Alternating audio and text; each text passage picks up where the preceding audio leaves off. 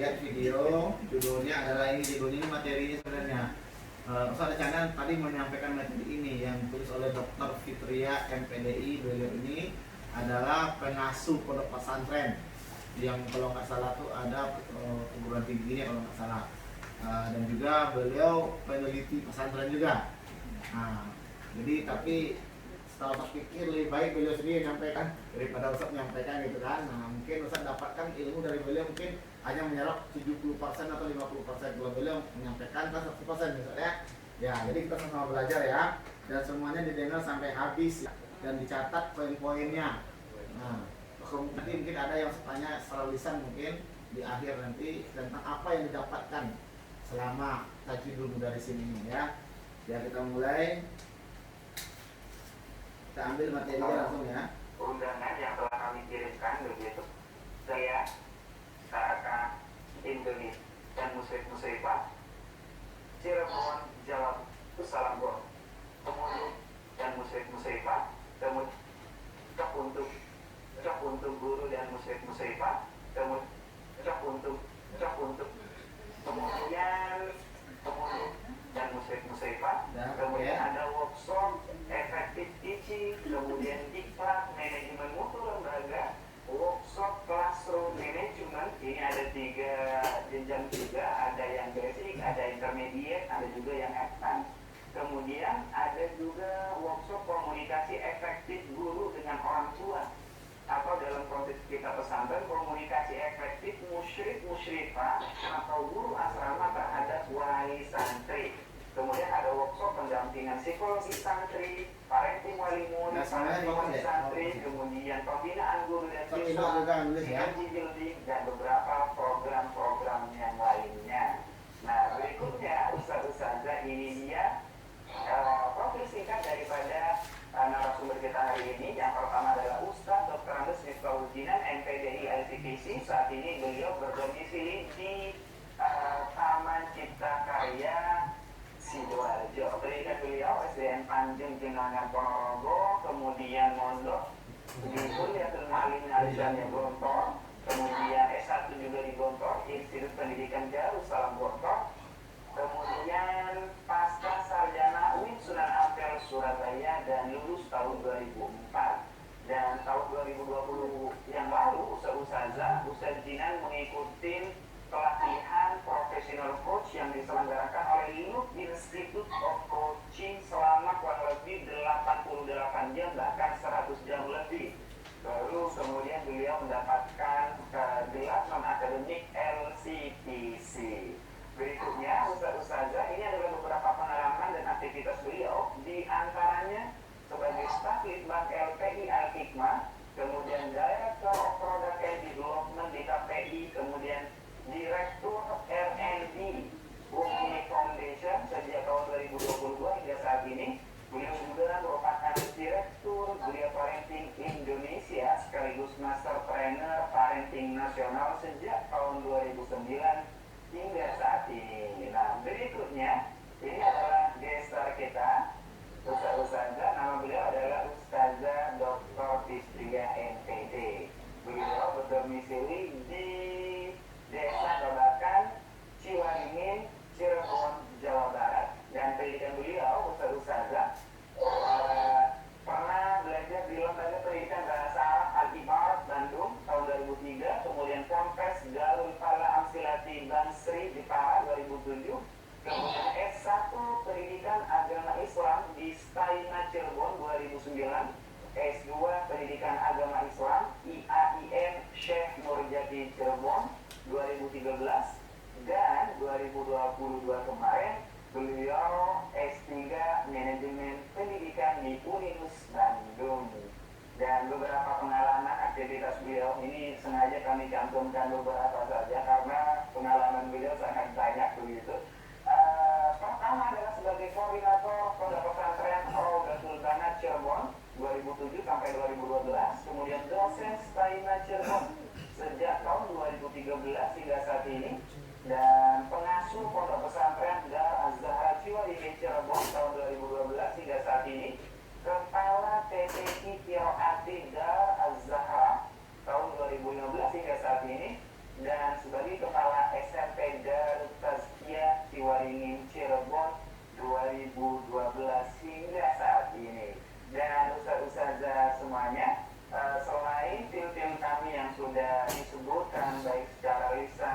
baik dari kemudian profil tadi Ustazah.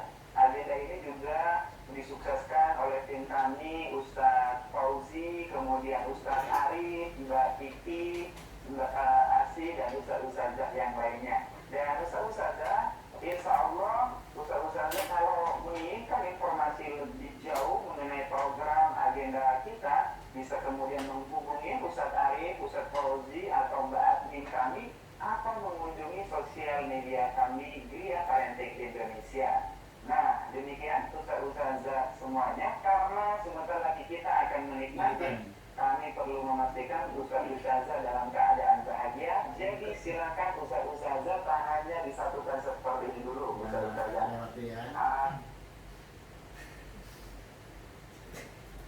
Jokowi.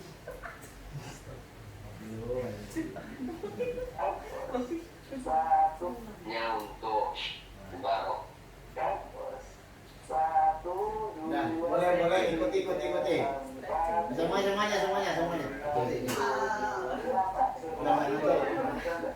Satu, dua, tiga, empat, lima, enam, tujuh, delapan, dan ke atas. Terakhir Ustazah yang kubuk kita tarik. Satu, dua, tiga, empat, lima, enam, tujuh, delapan. Oke, terima kasih Ustazah. Mudah-mudahan tambah rileks, tambah nyaman, dan siap untuk menikmati sharing ilmu dari dua narasumber. Silakan diminum airnya. Dan untuk yang Kalau habis tambah lagi boleh. Persilahkan kepada Ustaz Miftahul Jinan. Mudah. Ustaz Jinan.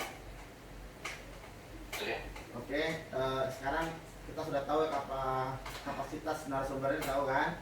Dan beliau ini, jadi yang narasumber ini Ustaz Miftahul Jinan ini, beliau termasuk pimpinan Parenting Indonesia ini, dan juga beliau seniornya Ustaz ini, ya kan?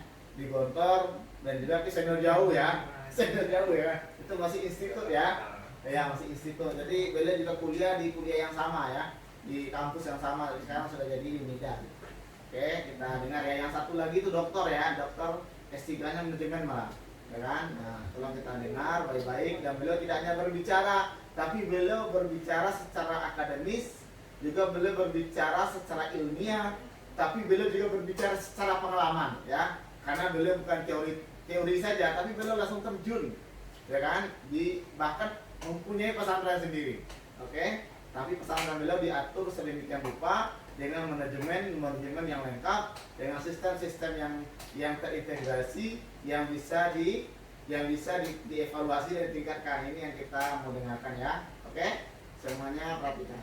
Terima kasih Ustaz Nuril. Apa suara saya cukup terdengar Ustaz? Terdengar Ustaz Jinan, alhamdulillah. Ya. Bismillahirrahmanirrahim. Assalamualaikum warahmatullahi wabarakatuh. Waalaikumsalam warahmatullahi wabarakatuh. Alhamdulillah hamdan mubarakan fi wa nusalli wa nusallimu ala Muhammadin sallallahu alaihi wasallam. Asyhadu an la ilaha illallah wa asyhadu anna Muhammadan abduhu wa rasuluh. Allahumma salli ala Muhammad wa ala ali Muhammad. Qala Allah ta'ala fi kitabil aziz wa sari'u ila maghfiratin min rabbikum wa jannatin 'arduha as-samawati wal ardu u'iddat lil muttaqin alladzina yunfiquna fis sarra wad dharra wal kadhimina al-ghayz wal 'afina 'anil nas wallahu yuhibbul muhsinin. والذين إذا فعلوا فاحشة أو ظلموا أنفسهم ذكروا الله فاستغفروا لذنوبهم ومن يغفر الذنوب إلا الله ولم يصروا على ما فعلوا وهم يعلمون. Shadaqallahul Azim. Yang sangat-sangat kami hormati Ustazah Dr. Fitriah Jazakumullah Ustazah atas waktunya dan atas perkenannya untuk sharing dengan jaringan Gria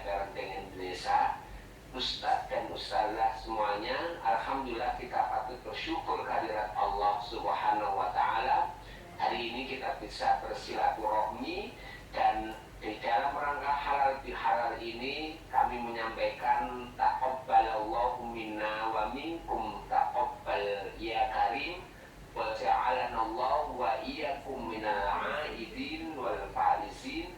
Semoga semua ibadah kita di bulan suci Ramadan ini diterima oleh Allah Subhanahu wa taala dan menjadikan kita ini pribadi-pribadi yang bertakwa. Amin amin ya rabbal alamin. Tentunya juga seluruh keluarga besar Ria Parenting juga memohon maaf jika selama ini di dalam berinteraksi, sharing, ada tutur kata kami yang mungkin kurang berkenan di hati Ustadz dan Ustazah semuanya. Kami betul-betul mohon maaf mewakili dari teman-teman Kriya Parenting, dan tentunya kami juga mewakili Kriya Parenting. Kalau di antara Ustadz Ustazah mungkin ada hal-hal yang kurang ini Ustazah ini, insya Allah sudah kami maafkan semuanya. Dan alhamdulillah hari ini kita mulai sharing lagi, kita mulai bincang pesantren. Dan menariknya adalah tema kita ini adalah optimalisasi pengasuhan santri dengan sistem manajemen pesantren. Ustadz dan baik, anak semuanya, di sini kita juga melihat ketahanan ya. Ini kan butuh waktu 1 jam nih kalau nggak salah. Di sini kita melihat ketahanan kita, apakah kita bisa fokus atau bagaimana. Karena ini adalah pelajaran yang penting ya. Saya minta kalian fokus, karena kalau kalian turun lapangan tanpa pembekalan, itu kalian akan menghancurkan yang sudah ada. Paham nggak? Kalau kalian misalnya kalian kan masih kosong nih dan tanpa jadi musrifah nih, kecuali mencontoh yang telah ada, ya kan? Kalau kalian nggak dengar ini baik-baik, nanti kalian akan melakukan apa yang pernah kalian lihat dulu, ya kan? Nah, sehingga peningkatan tidak ada ya saya. Nah, jadi itu berulang sampai turun-menurun. Tapi kita harus ada evaluasi, kita juga harus ada terbuka, objektif, kita harus mendengar masukan dari luar yang mana mereka kapabilitasnya jauh lebih tinggi dari kita, ya kan? Maka tolong dengar baik-baik, insyaallah. Termasuk kameramen juga dicatat ya. Nah, walaupun kameranya mencatat loh, ya kan? Nah, kalau Ustadz udah mencatat dulu, Ustadz ada sertifikatnya nih, Ustadz yang ikut kemarin tuh, ya kan? Makanya Ustadz nggak catat lagi sekarang gitu. Ustazah yang dirahmati oleh Allah Subhanahu wa taala. Saya memulai materi ini dengan sebuah kisah. Kebetulan saya datang ke sebuah pesantren di daerah Sumatera, saya tidak perlu menyebutkan pesannya. Dan di pesantren itu kira-kira ada sekitar yang namanya 1.200 santri, baik SMP maupun SMA. Aktivitas habis sholat subuh biasanya pesantren itu ada zikir ya pagi. Setelah zikir pagi, maka anak-anak semuanya atau santri-santri yang sekitar 1.200 untuk putra saja, itu mereka membuat halakoh Al-Quran, ya kan? untuk murojaah dan untuk menambah, di mana di setiap satu halakoh itu ada sekitar 12 sampai 15 santri. Berarti kalau sekitar 1.200, maka dibutuhkan sekitar 80 halakoh, di mana setiap halakoh diharapkan ada 1 muhafidz. Berarti yang dibutuhkan adalah sekitar jam 5 sampai jam 6, 1 jam itu sekitar 80 muhafidz. Terus kemudian habis halakoh itu sekitar jam 6, mereka semuanya keluar dari pesantren itu menuju kamar masing-masing, dan ada yang bersih diri, membersihkan kamar, ada yang namanya ngambil sarapan pagi, ya Ya, kan, menariknya Ustadz Ustazah, dari proses ini kami mengobservasi bagaimana perjalanan halakoh itu. Saya melihat ketika kami melihat Fatihah itu fenomenanya adalah waktunya memang sangat ideal. Habis zikir pagi, kemudian ada halakoh, itu dari sisi waktu sangat ideal. Tetapi dari aspek tempat, dengan masjid yang begitu besar tetapi ada 80 halakoh, itu terasa sangat-sangat sempit dan bising. Itu yang pertama. Yang kedua, beberapa yang namanya kelompok atau halakoh Al-Quran itu, tahfidz itu, ada yang kosong. Saya tanya kenapa ini, karena memang pagi itu banyak undurnya bagi Ustadz-Ustadz. Lalu saya tanya, apakah nggak dipersiapkan Ustadz badal, di mana asumsinya kita siapkan 5 badal. Lah menyiapkan 5 itu bagi pesantren ini cukup rumit, cukup sulit seperti itu. Dan akhirnya banyak yang kosong, ribut gitu. Nah, ketika bergeser dari masjid menuju yang namanya kamar, terjadi penumpukan di antrian kamar mandi, bahkan di antrian makan.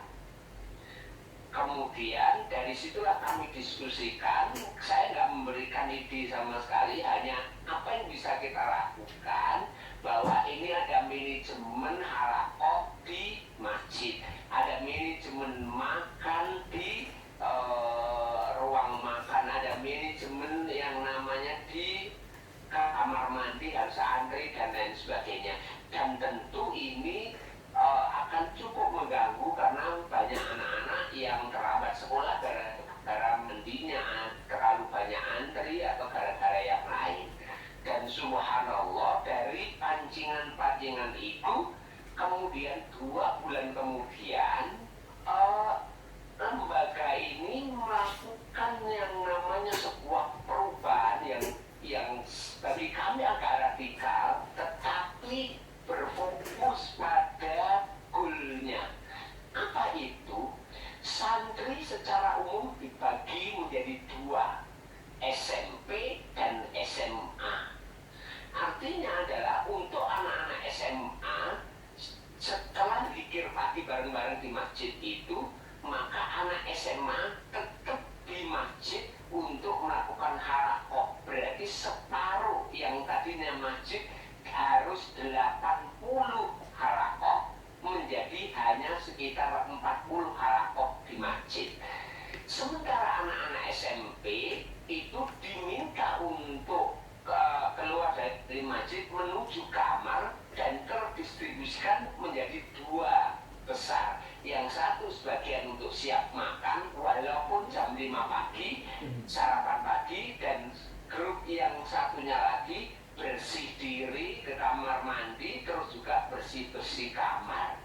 Sehingga terjadi di masjid lebih efektif dan dibutuhkan tidak sebanyak muhafidz sebelumnya, dan kekosongannya nyaris tidak ada karena ada badal-badal yang siap begitu.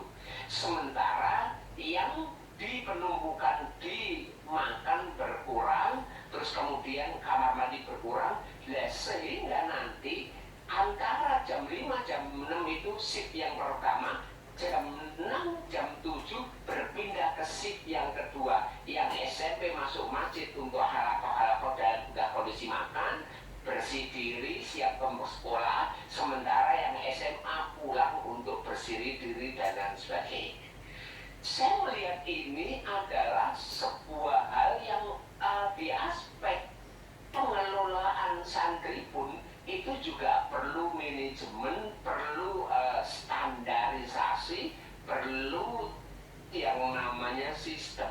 Kenapa? Karena beberapa prosedur, beberapa SOP, beberapa kebijakan itu ketika digabungkan dengan satu yang lain dijahit sehingga sinkron, tentu ini adalah sebuah sistem manajemen yang saya melihat beberapa pesantren udah mulai aware atau sadar bahwa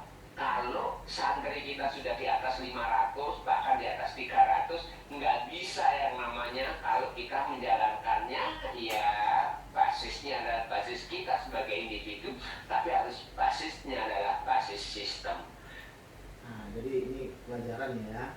Jadi kalau santri kita sudah banyak, santri kita di atas 300, itu kita tidak bisa pakai sistem manajemen tradisional, nggak bisa. Pokoknya jalan gitu kan, duduk-duduk sana duduk sini tiga, tapi harus sistem. Kalau nggak gitu semua akan keteledor, ya kan? Nah, sekarang santri kita kan sudah 300 lebih nih. Kalau nggak salah 450 kan tahun depan, berarti kita harus menjalankan dengan sistem. Yang mana sistem tadi teratur dengan rapi, nanti akan dijelaskan. Kemudian nanti juga ada SOP. Kalian bekerja sesuai petunjuk yang ada, gitu ya. Bukan imajinasi masing-masing, bukan mencontoh. Misalnya Tino dulu pernah rotan kalian, wah awas ya, saya rotan pula orang lagi ya, nah gitu ya. Tapi harus sesuai dengan sistem, paham semuanya? Dia dicatat nggak itu tadi? Atau melamun? Nah, coba dicatat yang seperti itu. Ya, usah nggak juga dicatat nih nggak gitu. Itu ngelatih kalian juga kan, kalian di ustazah, ya kan? Mana yang penting dicatat, ya kan? Mana yang penting dicatat itu bukan hanya formalitas. Kalian simpan itu, kalian ulang-ulang, ya gitu kan? Maka disinilah Ustazah saya memandang bahwa sistem manajemen di dalam pesantren apapun bentuknya itu penting, apalagi sebenarnya adalah bahwa mumpung pesantren kita masih kecil, maka sistem itu kita bangun, dan insya Allah ketika sistem itu kita bangun, maka standar-standarnya akan tetap, dan akan sebuah sistem kalau bisa terukur maka bisa dievaluasi. Kalau sebuah sistem bisa dievaluasi maka bisa ditingkatkan. Tetapi sebaliknya sebuah proses yang tidak tersistem, tidak terstruktur, dan tidak bisa diukur, maka sulit dievaluasi dan sulit dikembangkan. Konsepnya seperti itu. Itu hal yang pertama yang mungkin kita bisa pikirkan, dan saya yakin nanti Dr. Fitria itu akan lebih detail di aspek-aspek itu. Yang kedua, Ustazah, ini sebuah yang namanya mimpi ya, sekaligus juga basisnya adalah apa saya lihat di beberapa pesantren.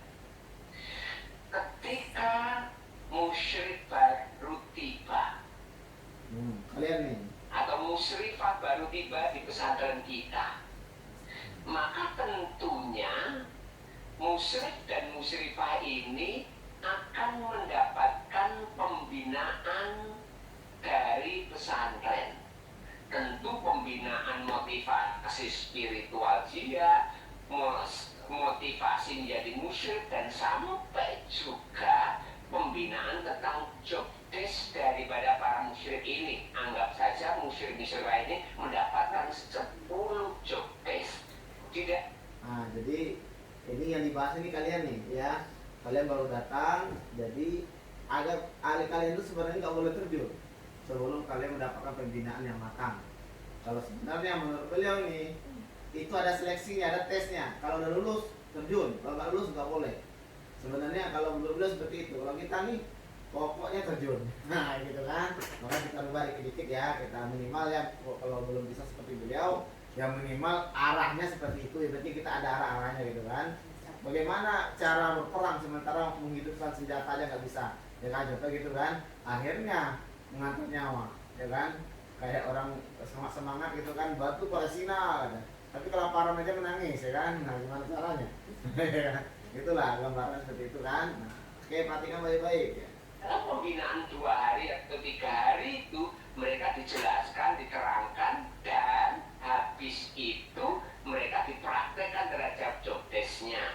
Job desk membangun santri, bagaimana cara membangunkan santri, job desk mendorong santri ke masjid, job desk yang namanya tausiah malam menjelang tidur, job desk menasihati santri one on one. Tentu itu semuanya job desk yang ini anggap aja 10 itu. Nah setelah mereka ini, jadi terbayang kalian nggak apa tugas kalian sebagai muslim dari pembicaraan beliau tadi? Terbayang nggak apa? Santri Apa? Satu, membangunkan santri.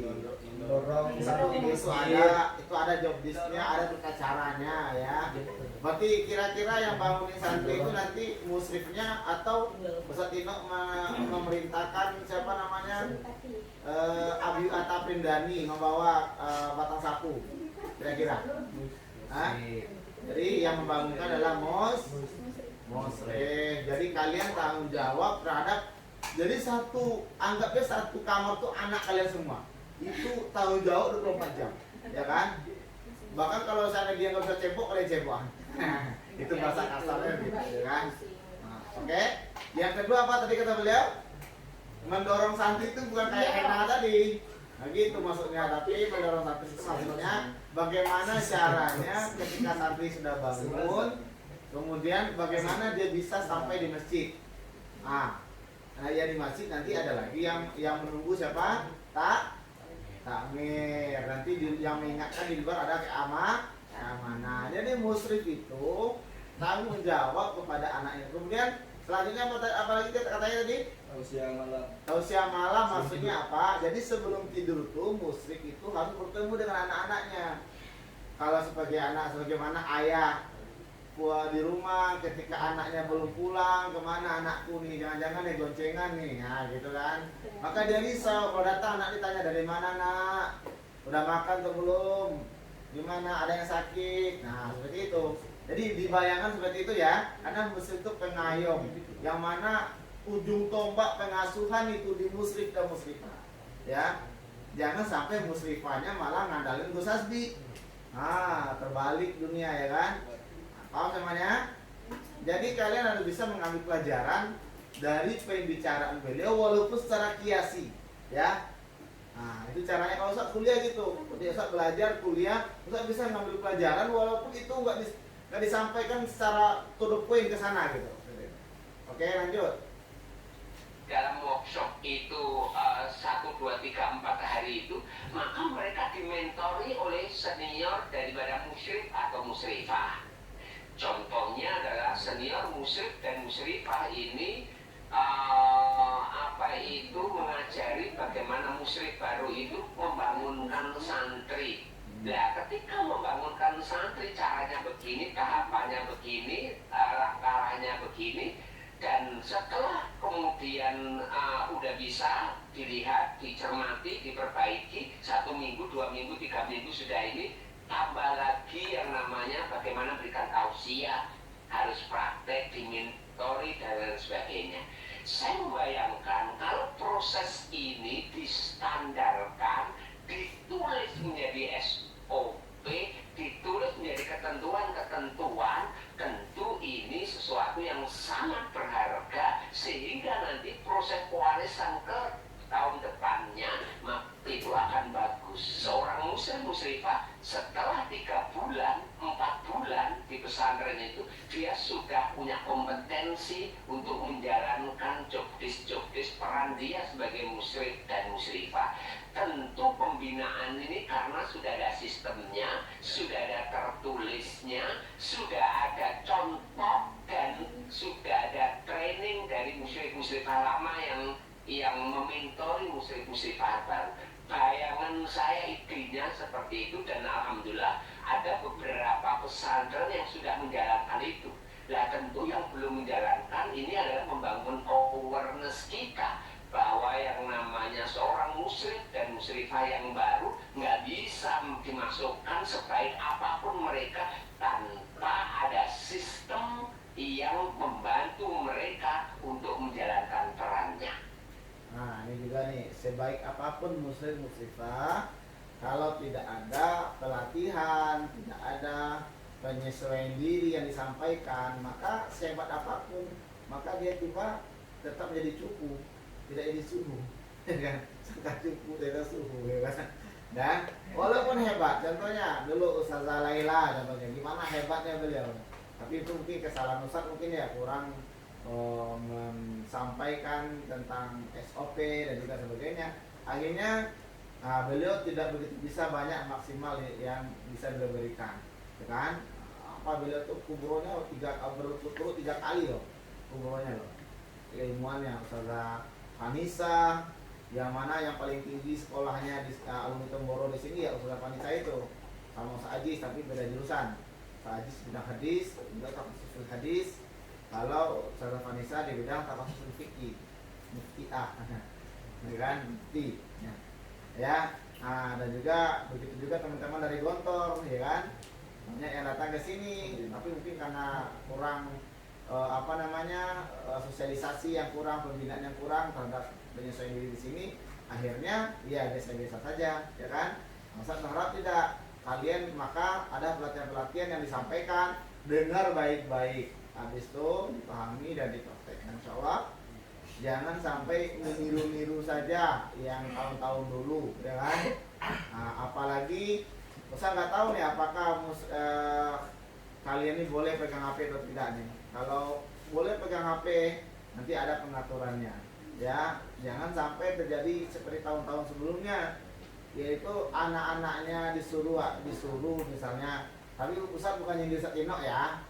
Tapi pokoknya ada cerita gitu kan. Saya anak-anak disuruh bangunin pakai kayu, pakai sapu, pakai besi, tetapi ustaz-ustaznya malah di kantor. Ustaz-ustaznya malah nggak datang ke masjid sholat. Saya nggak mau seperti ini, paham ya? Ya kalau bisa ustaz-ustaznya yang aktif, musrifahnya yang aktif, ya. Nah, oke, lanjut.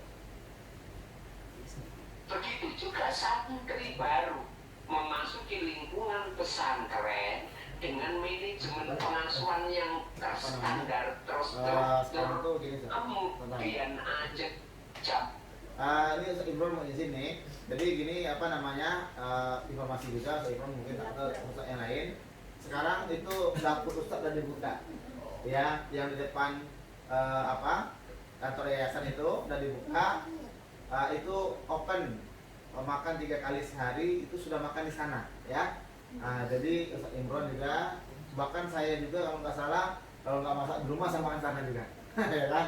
Jadi itu sengaja disediakan untuk seluruh tenaga pendidikan, baik pengabdian maupun ustaz-ustaz senior yang mau makan silakan di sana, ya.